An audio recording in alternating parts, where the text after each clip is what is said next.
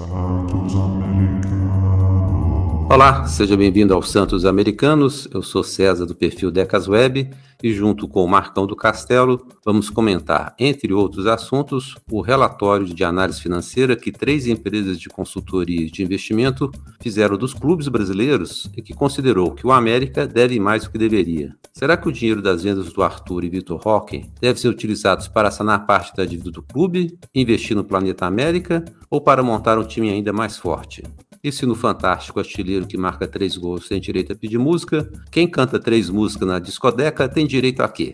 Mas quem tem o direito de falar o que quiser neste podcast é o Marcão do Castelo. E aí, Marcão? Como vai essa alegria contagiante, torcida do América Futebol Clube? Queria primeiramente, antes de debater, né, a gente vai ter um programa Fontes de Receita do América e essa análise que foi publicada recentemente. Agradecer os ouvintes pelo último episódio e reforçar um pedido, tanto meu ou do César, de que vocês apresentem os Santos Americanos para novos ouvintes. A gente percebe que ainda tem muito torcedor que não conhece os Santos Americanos no YouTube. Então, compartilhem esse vídeo, apresentem o podcast e vamos aumentar a massa crítica sobre o América Futebol Clube. Esse é um dos assuntos, né, César? A gente tem outros assuntos também para debater, mas a gente só está começando essa tabelinha. Mas antes de começar, não deixe de se inscrever no nosso canal do YouTube, mesmo que você esteja nos ouvindo por uma das plataformas de áudio em que o programa está disponível. Deixe o seu comentário ou sugestão e acompanhe o Instagram e Facebook do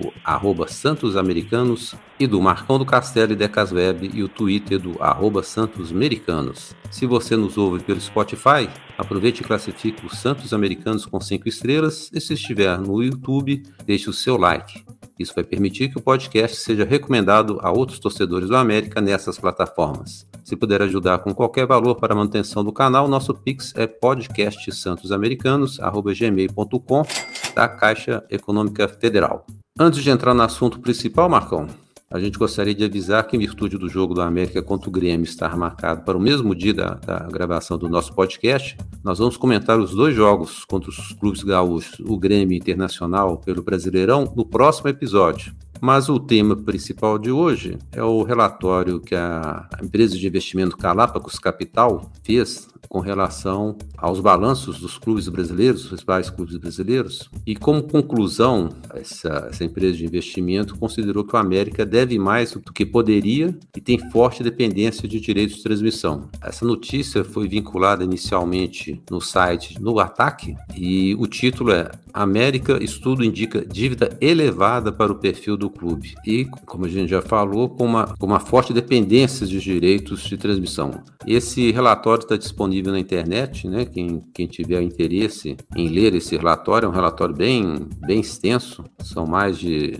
200 folhas e mostra a evolução das receitas, a evolução da dívida do clube, a dependência que o América tem hoje dos direitos de transmissão para o seu sucesso ou para a sua manutenção como clube. E para vocês terem uma ideia, em 2022, 69% da receita do América foi fruto da venda dos direitos de transmissão pela televisão. Isso significa, em resumo, a extrema dependência do América na permanência da Série A, né, que gera contratos ou para a Libertadores ou para a Sul-Americana ou para a própria Série A, e o risco que o América está correndo no momento, estando no Z4, de se cair, o América perder uma parcela significativa de investimentos ou de recursos, né, para o ano de 2024, Marcão. Você já tocou no ponto, antes da gente começar ou aprofundar o detalhe do detalhe, até porque a intenção também não é aprofundar demais não, galera, mas mostra a importância do clube se manter na Série A esse ano, mais um ano, né? Porque em certo episódio, quando a gente comentou sobre a SAF e possíveis investidores que poderiam chegar, você mesmo comentou, depois de eu ter falado que o América tinha uma dívida pequena e que isso poderia ser um atrativo para o investidor, você comentou de que era pequena em relação à grande maioria dos clubes brasileiros. Mas se fosse comparar com o América em si, ou com o que ele recebe em valores por direito de transmissão, bilheteria, patrocínio e tudo mais, era uma dívida considerável. Então esse ponto é importante a gente colocar na mesa, vamos dizer assim, porque a gente vende muita ideia mesmo de que a dívida do América é pequena. Mas se, que não vai acontecer, mas se bater na mesa aqui Se cai, meu amigo, é um retrocesso não só em termos esportivos, mas como receita. E é aquilo. Aí não adianta depois falar que a gente está sendo procurado por vários investidores, porque quando o time cai para a Série B, investidor para investir em clube que caiu para a Série B é difícil. E fora que o clube é desvalorizado no mercado. Então esse é um ponto. Uma outra situação é o seguinte, vou vender um peixe que me venderam. Então vou vender o peixe para vocês. Segundo as informações de conselheiros, e no último balanço do América, que foi apresentado, muita gente não entendeu nada, porque mostrava um valor que, como se fosse, entre aspas, no 0-0, e depois mostrava que tinha se endividado. Então, é aquilo que a gente fala que muitas das informações, e eu até entendo que muitas das informações não podem ser passadas para a grande mídia, principalmente porque a grande mídia está se danando para a gente, mas pelo menos para a torcida, né? Mas quando essa informação é passada para os próprios conselheiros e eles têm dúvida, se os próprios conselheiros têm dúvida sobre a apresentação do balanço, é de se estranhar. E um outro dado importante que a gente estava conversando aqui no backstage do nosso programa é que saiu um estudo também mostrando que o América foi dos clubes de Minas o que mais evoluiu em termos de direito de transmissão. Se me falha a memória, ao termo que eu sempre uso no programa, se me falha a memória, 36% de crescimento das receitas de direito de transmissão. Mas é o que a gente estava comentando antes de começar o programa. Recebia pouco, partindo do pressuposto que disputou competições internacionais em 2 anos consecutivos, obviamente que a receita vai aumentar. E o time do Código de Barras já tem um montante de direito de transmissão que para ter um crescimento nesse naipe é praticamente impossível. Ouso dizer, pelo que eu li, tinha até caído, tá certo? Em termos de valores. Então é muita informação que a gente pode colocar aqui de novo na mesa, e a questão da venda do Arthur e do Vitor Roque. Se realmente esses valores seriam melhor utilizados na quitação dessa dívida ou no famoso Planeta América, na finalização, ou pelo menos nas próximas etapas, ou na contratação de jogadores com um perfil melhor para continuidade e manutenção na Série A. Mas, Marcão, eu até imagino que a atual direção do América deva estar numa tremenda sinuca de bico, porque ela sabe como é importante a permanência na Série A, e a gente, talvez algumas pessoas não percebam isso, mas o América, através do Salum, ele tem se esforçado muito, e não é de agora, com uma melhor distribuição dos recursos da televisão, os direitos de televisão, de transmissão, com os clubes da Série B.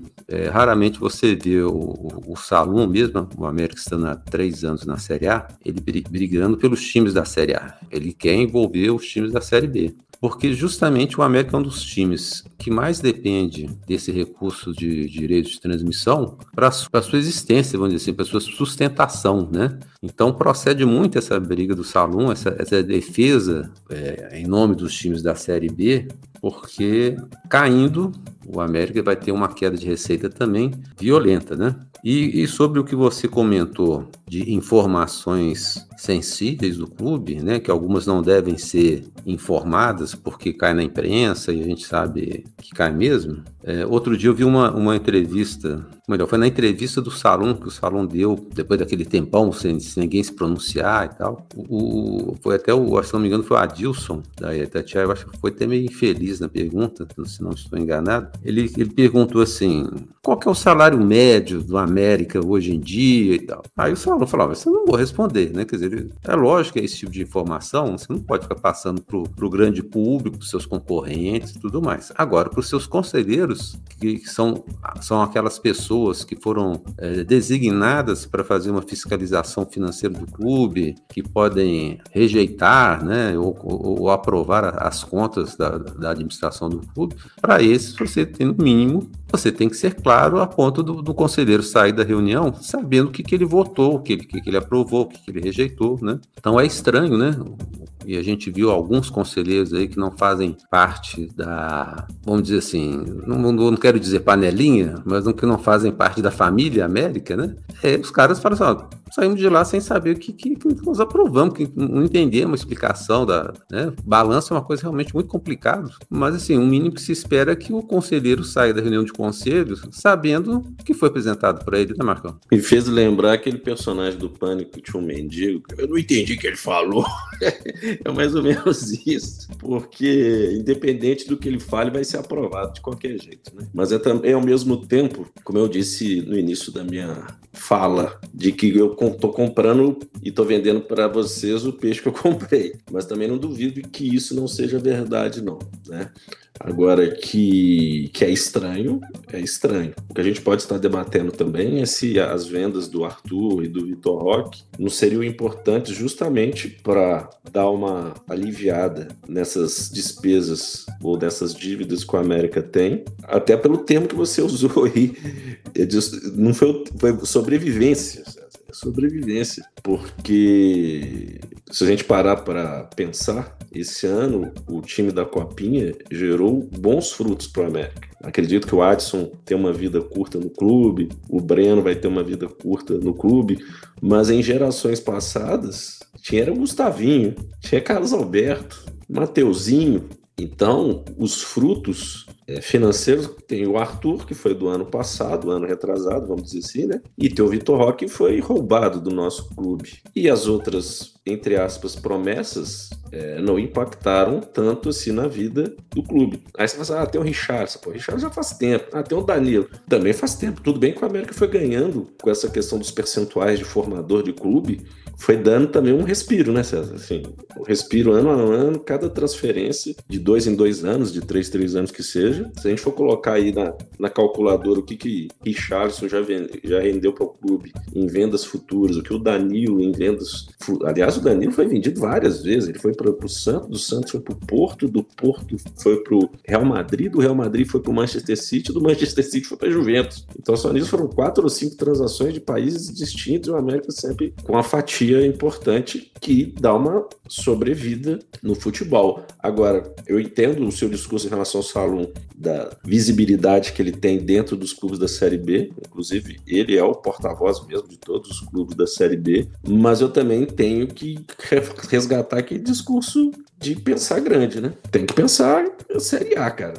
Tudo bem, as coisas podem acontecer. Você vê aí o Vasco todo ano cai pra Série B, Botafogo fatalmente cai um ano, volta, esse ano tá diferente. Curitiba sempre tá esporte, mas a gente tem que pensar um pouco mais audacioso. E aí o que eu falei também sobre parte dessas vendas do Vitor Roque e do Arthur ser destinado para quitar a dívida, mas poderia na compra de jogadores mais gabaritados para uma manutenção da Série A, que é isso que vai fazer o América ter um aumento de receita com o passar dos anos. É um tema complexo, César. É um tema complexo, a gente deu uma olhada nos estudos, também não valeria a pena a gente ficar mostrando dado por dado, item por item, quanto que ganhou, quanto que saiu, mas é um dado importante. E nós, como torcedores, a gente tem que ficar bem atento para não sermos ludibriados, César, não sermos ludibriados. Exatamente.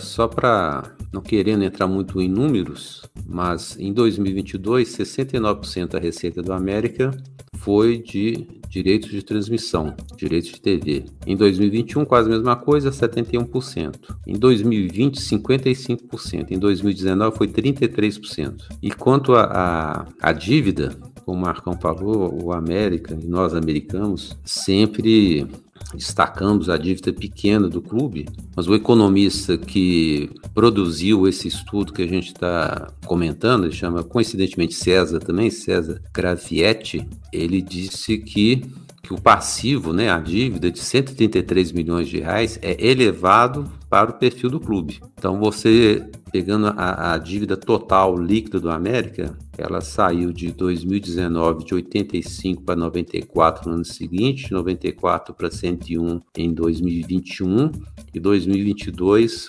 passou a 133 milhões. Então houve um aumento de dívida em 4 anos de mais de 40 milhões, justamente nos anos em que o América teve suas maiores receitas. Então era de se esperar, né, que o América talvez, ao invés de aumentar a dívida, ele conseguisse equilibrar, né, abater alguma coisa, e está acontecendo exatamente o contrário, né? É o que alguns conselheiros, né, que a gente ouve aí ou lê na internet, questionam.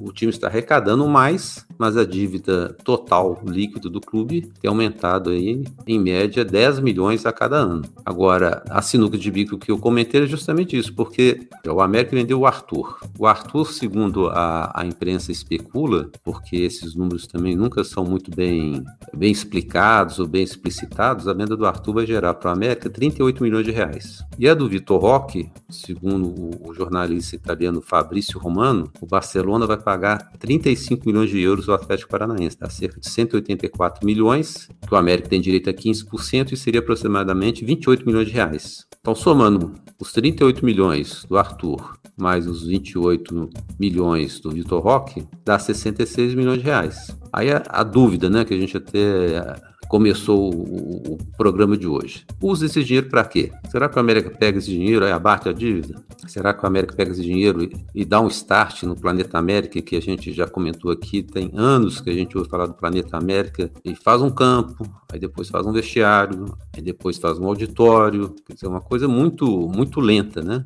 Ou pega esse dinheiro, investe agora na janela, contrata alguns jogadores de maior potencial técnico, de maior qualidade, para salvar o ano e salvar o América, né, de permanecer na Série A. Ou ainda tem a outra opção que a gente comentou, que é guarda o dinheiro para ver o que acontece até o final do ano. Qual que você acha que é a melhor opção, Marcão? Não, eu ia jogar essa bola para a nossa audiência, por isso que eu te interrompi. Eu falei, coloquem aí nos comentários qual seria a melhor opção, qual a receita de bolo melhor, quais os ingredientes, porque se você parar para pensar, todas as opções são importantes, umas em maior grau, outras em menor grau, mas e aí a gente tem que ver que a permanência na Série A pode nos possibilitar uma participação novamente em torneios sul-americanos. E aí gera mais receita de direito de transmissão, né? Aumenta o gasto? Aumenta. Mas se a gente parar para pensar, o dinheiro que entra no nosso caixa também aumenta. Mas é aquilo, para a gente ter uma boa performance, a gente tem que investir também, César. Ao meu ver, a gente tem que investir. E o investimento pode ser em jogadores de melhor qualidade técnica ou no famoso Planeta América para gerar novos talentos para a gente ganhar dinheiro. Por isso que era tão importante ter um investidor dentro do América, né? Dentro da SAF do América. Porque provavelmente muitas dessas equações aí seriam, vou dizer, solucionadas, mas minimizadas. Então é uma discussão longa, uma discussão que com certeza ano que vem a gente vai ter quando um próximo balanço seja publicado e um novo economista venha falar da vida financeira do clube, César. Então coloque nos comentários aí para vocês ouvintes, para a gente ter um nível crítico, um senso crítico maior sobre o tema. E esse estudo, né, esse relatório que a gente está comentando aqui, ele é feito anualmente. Assim que os balanços são divulgados, essa empresa de investimentos faz esse estudo e vai comparando com o ano anterior, né? Com certeza no ano que vem nós vamos ter um outro relatório. A gente espera que os números do América melhorem e principalmente que a gente veja o América permanecendo na Série A. Agora, Marcão, também tem uma coisa interessante, você citou o caso do Gustavinho e do Carlos Alberto, que foram duas tentativas do América de negociar, né, colocar na vitrine dois jogadores em dois times de Série A, que foi o Gustavinho, que foi para o Grêmio, e o Carlos Alberto, que foi para o Botafogo. O Gustavinho, essa semana, a gente viu uma notícia aí que o Grêmio está tentando emprestar o Gustavinho para um outro clube. Que ele... Chapecoense. Pois é, tentou com a Chapecoense, parece que agradeceu, porque o Grêmio também não está lá muito bem das pernas, né? E está tentando negociar aqueles jogadores que estão sem espaço no clube. E o Gustavinho seria um deles. Gustavinho, que no início do ano, quando ele apareceu no Grêmio, eu ouvi comentários de torcedores do Grêmio falando, pô, vocês perderam, Gustavinho agora é nosso e tal. Gustavinho estava tava jogando como titular junto com o Renato, lá o Gaúcho, que escalava como titular, mas ao longo do ano ele foi perdendo espaço, assim como ele perdeu espaço no América. O Carlos Alberto, a mesma coisa, né? E nós mesmos aqui dentro do Santos Americanos, a gente criticou, né, a saída dos dois, porque a gente viu que eles teriam um potencial, deveriam ter mais chance no time principal, ao invés de vários jogadores que foram contratados. Mas a gente percebe que foram duas tentativas do América de negociar, né, colocar na vitrine e ver se eles por serem jovens, em novos ares, né, que eles poderiam, quem sabe, conseguir uma valorização, mas também não deu em nada, né? Que o Carlos Alberto também sumiu do time do Botafogo, a gente não sabe se ele teve um tempo machucado. E quem a gente não esperava para esse ano é que acabou dando frutos, que foi o caso do Arthur, que não jogava nem no time titular do América, de repente apareceu na seleção brasileira, não só da Sub-20, mas até na seleção principal. E a gente vê agora uma geração aí com o Breno, com o Júlio, com o Adson e com outros meninos aí, que devem ser, assim, a esperança, ou deve ser, aqueles que vão trazer mais recursos para o América para o ano que vem e atravessar essa tormenta aí, caso ela efetivamente ocorra, né, Marcão? Porque o tal do lema, o tal do slogan DNA formador sempre foi muito exaltado pelo clube. E efetivamente os frutos desse DNA, nós já também comentamos no episódio, um dos primeiros episódios do Santos Americano sobre o DNA formador, né? Muito desse slogan não vingava. Então, o Gustavinho e o Carlos Alberto, muitos surgiram também porque o nosso elenco sempre foi meia boca, para não dizer outra coisa, do meio de campo para o ataque. Particularmente, eu gostava do futebol do Carlos Alberto, não tô querendo dizer que ele era craque não, mas chegou na seleção brasileira sub-20 também, mas ele se mostrava talentoso quando entrava, um jogador rápido, tinha uma deficiência, como todo jogador que joga no América, de finalização, e muitos da torcida crucificaram ele em jogos da Série A do ano passado por ter perdido gols fáceis, não só da Série A, mas pela Copa do Brasil também. Então, particularmente o Carlos Alberto eu gostava. O Gustavinho nunca encheu os meus olhos. Muitos falavam que ele era craque e tudo mais. Eu sempre achei um jogador mediano. E se você pegar essa geração desse DNA formador aí que jogou com o Gustavinho, acho que tinha o Sabino também, né? Que era volante, aquele que quase matava a gente do coração quando ia bater o pênalti. Não sei se é da mesma geração. Então, César, o DNA formador deu uma resgatada, principalmente nessa geração da Copinha, e também muito porque a gente viu também, além da qualidade deles, que o nosso elenco estava velho, e a partir do momento que eles entraram, o time melhorou. Então, Gustavinho e Carlos Alberto, não tenho saudade, César. Nenhumas. Você, torcedor, poderia colocar aí também. Você tem saudades? Eu vi gente colocando no Twitter semana passada sobre o Marcelo Toscano, que é artilheiro da Série D do Campeonato Brasileiro. É muita festa, né?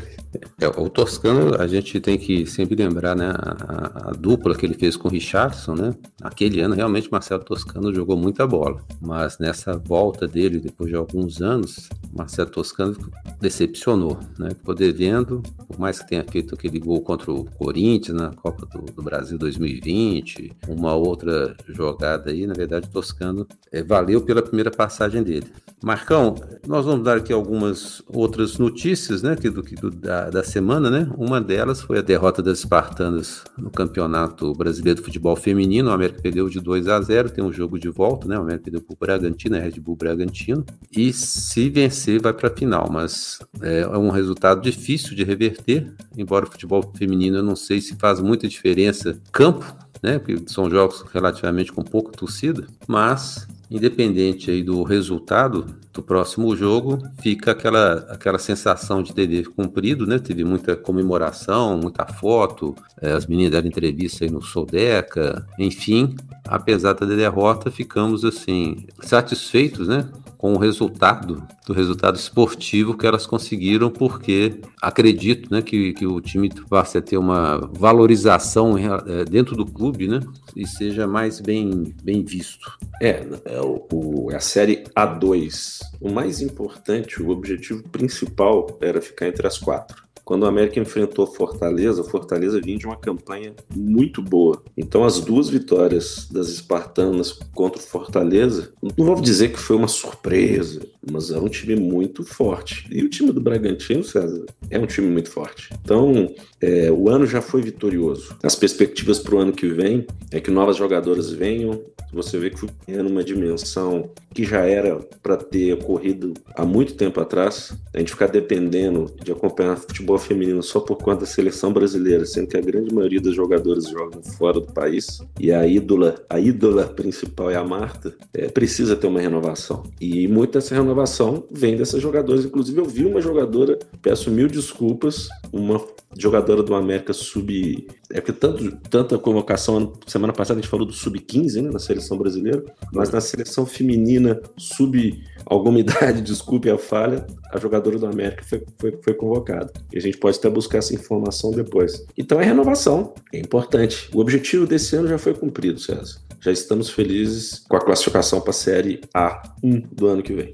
E o segundo jogo da semifinal acontece no dia 26 de junho, às 15 horas, no estádio Santana de Parnaíba. Quem venceu o duelo entre América e Bragantino vai enfrentar na final o vencedor do confronto entre Botafogo e Fluminense. Confirmando algumas informações que nós demos na semana passada, embora a gente não tenha visto nenhuma imagem, eu pelo menos não vi pessoalmente, não vi nenhuma imagem, Daniel Borges e Pedrinho já estão em Belo Horizonte. Possivelmente o clube só deve confirmar as contratações quando abrir a janela, né, que já tá próximo, né? Mas 2 daqueles que nós citamos já estão em Belo Horizonte e devem estar assinando contrato com a América aí para disputar a continuidade aí do Campeonato Brasileiro. E o grande amigo do Marcão do Castelo, o Matheus Gonçalves, já foi confirmado a sua saída para o Vitória da Bahia. Então, se a gente não pode comemorar tanto a chegada do Daniel Borges, pelo menos a do Matheus Gonçalves, finalmente o América conseguiu se livrar dele, Marcão. Foi o que eu disse no episódio anterior. Eu estou mais animado com as saídas do que as vindas. E Matheus Gonçalves, eu vi a foto dele de costas puxando a mala em Confins com a filha. Então, já podemos comemorar a saída dele. Mas foi legal você ter levantado essa bola, César, porque essa semana eu estava pensando como é que, e tem que resgatar isso, como é que as contratações esse ano foram péssimas, né? Pelo menos os 7 nomes que eu coloquei na ponta do lápis. Nicolas está sendo ventilado a ida dele para o Ceará. O Nicolas conseguiu perder... Série B. Ceará, Série B. O Nicolas conseguiu perder a posição pro Marlon, que aí perdeu a posição pro Danilo Avelar, que nem é lateral esquerdo, que tem aquele poder de recuperação Robocop quando ele perde uma bola que tem que voltar. Também. Então o Nicolas jogou 1 ou 2 boas, não vingou. Você pega o Dadá Belmonte, é o rei da virose, né? É o rei da virose. Jogou uma partida, se não me engano, ao meio tempo, fez um gol, sumiu. O grande Dadá Belmonte, que era o rei da assistência pro Pedro Raul, que jogava até de lateral direito, hein? Que a gente tava precisando até de lateral direito, às vezes Dadá Belmonte, o Jair Ventura usou no Goiás. Mikael, a maior parte do tempo tá no departamento médico, o grande Mikael. Aí quem que... Nino Paraíba. O Nino Paraíba, grande Nino Paraíba, o rei da aposta. O rei da aposta. A tadinha da conta da mãe dele. Vai ter que tirar todo o dinheiro que eu fiquei sabendo da conta, que caiu tudo na conta da mãe dele. Nino Paraíba foi titular, meu Deus. E sobraram o Pazinato e o Wanderson, que só entraram como titulares depois que o Macavicchioli falhou várias vezes, né? O Wanderson, que a gente sabe que é limitado. Então, eu fico pensando assim, a gente estava falando no último programa também de análise de desempenho, de olheiros espalhados pelo Brasil. Como só fizeram lambança, viu? Pelo menos esses 7 nomes, ninguém vingou, César. Ninguém vingou. Impressionante. Espero que agora, com a venda do poderoso Daniel Borges e do Pedrinho, que ele já conhece, e já fiquei sabendo que o Cachaçares não vai vir, viu, César? Não? O Cachaçares não vai vir. Parece que ele vai jogar lá no país dele. Quem virá? Ou quem virão? Interrogação. O América já teve vários nomes, né, na equipe de análise de desempenho. Vários desses profissionais, inclusive, foram para clubes de maior investimento, né, provando que eles têm capacidade, né, têm conhecimento. Mas no América está valendo mais o olho clínico de uma determinada pessoa do que, às vezes, a indicação da própria equipe. É o olho clínico e o olho terapêutico, porque é capaz de recuperar jogadores, que é um absurdo. Inclusive, então Não, eu só ia falar que junto com eles está vendo uma equipe de psiquiatras e psicólogos do Hospital André Luiz, Galba Veloso, Raul Soares, para montar uma banca de recuperação no América. Só esse adendo. E essa equipe de análise de desempenho, eu acho que acabou se tornando mais uma equipe de análise de adversários. e a análise do nosso próprio desempenho, a indicação de novos nomes, oportunidades reais no mercado, jogadores estão se destacando. Eu acho que essa equipe, infelizmente, que já fez um bom papel dentro do clube, é reconhecido, né, inclusive, né, porque se você pede profissionais para outros clubes, é porque essa equipe tem capacidade, né? Agora, se utilizam dos resultados, se utilizam das análises que eles fizeram, aí já é outros 500, e aí eles não podem fazer nada, né? Eles só indicam, né? E, Marcão, no final de semana, nós temos aí o retorno ao Independência, né? O América postou essa semana uma foto do novo gramado da Independência. Pela foto está muito bonito. O América, inclusive, o Independência vai fazer aniversário por esses dias. No dia da inauguração do inauguração do novo gramado. É, né? É. Que vai ser, então... E no domingo ele joga contra o Internacional. Freguês. Esse jogo contra o Internacional e o jogo contra o Grêmio a gente vai comentar na próxima semana, porque o tempo nosso já está se esgotando. E antes de tocar a faixa da Discodeca dessa semana, queremos agradecer a todos os santos ouvintes americanos que fizeram que o nosso podcast alcançasse a marca das 10 mil audições. Muito obrigado a todos vocês que nos escutam toda semana e que nos motiva a preparar novo episódio a cada sexta-feira. Para não perder o costume, vamos abraçar aqueles que interagiram conosco pelo YouTube. O Adolfo Parenzi, o do Bruno Alves Valverde, o Jesse Rodrigues, o Diego Henrique, Fernando Jesus, José Alves Aguiar, Lucas Lopes, Lúcio Melo, Marcelo Calçorari, Marcos Lage, Renato Pena e Roberto Lopes de Oliveira Neto. Queremos agradecer também aos que contribuíram para a manutenção do canal, através de Pix para podcastsantosamericanos@gmail.com da Caixa Econômica Federal. Hoje temos na Discodeca um americano que, além de estar sempre presente no Independência, também se faz presente pela terceira vez aqui no nosso podcast. Estamos falando do multiartista, cantor, compositor, imitador e humorista Fernando Ângelo, que gentilmente autorizou a utilização do hino da torcida Camisa 12 de sua autoria neste episódio. Agradecemos ao Fernando Ângelo e, para quem quiser segui-lo, o Instagram e o YouTube dele é @Fernando Ângelo Imitador. Aproveitamos este hino para homenagear a todas as torcidas do nosso clube, ativas ou não. E se você dispõe de alguma música tendo o América como tema, não deixe de nos encaminhar para que possamos tocar em um próximo episódio. Bom, por hoje é só. A todos vocês que nos acompanharam e escutaram, o nosso muito obrigado. Na sexta-feira estamos de volta com um novo episódio. Abraços e Marcão, até a semana que vem. Um abraço, César, abraço, torcida do América. Queria agradecer pelas 10 mil visualizações. É um número impactante, principalmente quando a gente fala sobre América e produção de conteúdo do nosso clube. Então, por isso que eu reforço todos os programas nas mídias sociais que vocês apresentem podcast Santos Americanos a outros torcedores para que a gente encha a nossa audiência como se fosse o P3, como se fosse o P6, o P4, a Pitangui, o outro lado também. Então, apresente o programa, muito obrigado e aquele abraço. Alô, torcida camisa 12 do América! Atenção para a chamada do Decacampeonato! É 1, 2, 3, 4, 5, 6, 7, 8, 9.